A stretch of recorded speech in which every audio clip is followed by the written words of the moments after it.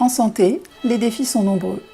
Désertification médicale, perte de sens pour de nombreux soignants, manque de temps et d'écoute, symptômes rebelles, surconsommation de médicaments, maladies chroniques qui concernent un assuré sur 3 en France en 2022. Oui, le système de santé va mal, on le sait. Mais une autre réalité existe aussi, et c'est elle que j'ai envie de vous montrer.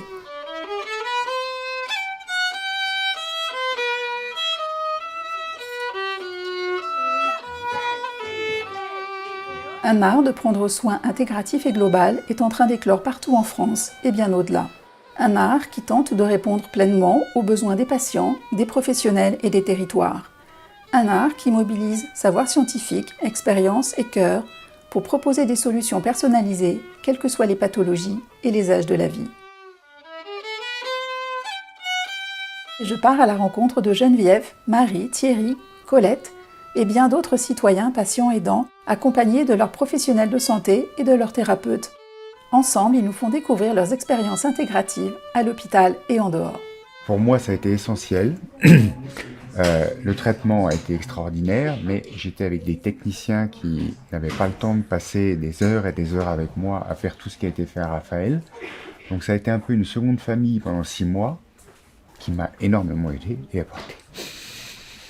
On prend en charge vraiment le patient, son projet de vie, puisque la santé n'est pas uniquement l'absence de maladie, c'est de prendre en considération son état psycho-émotionnel, sa vie sociale, environnementale, physiologique, psychique. Et effectivement, chaque personne est différente. Donc le parcours va vraiment être personnalisé. On n'agit pas sur la maladie directement, mais cela aura un impact sur sa qualité de vie et du coup, en ricochet, sur la maladie. En situation de prévention, c'est-à-dire des personnes en rémission, comme de femmes atteintes de cancer du sein, on est à 50% de récidive en moins. Parce que c'est ça qui est fondamental dans la médecine intégrative, c'est qu'on prend en charge l'être dans sa totalité, aussi bien physique que mental, émotionnel, énergétique et spirituel. Et c'est cet équilibre sur les différents plans qui va conférer à l'individu cette sensation de bien-être. Comme je dis, j'ai ressuscité parce que j'ai vraiment l'impression d'avoir repris goût à la vie. Le dernier jour de radiothérapie, on nous dit « Bon, mais voilà, c'est fini, merci, au revoir ».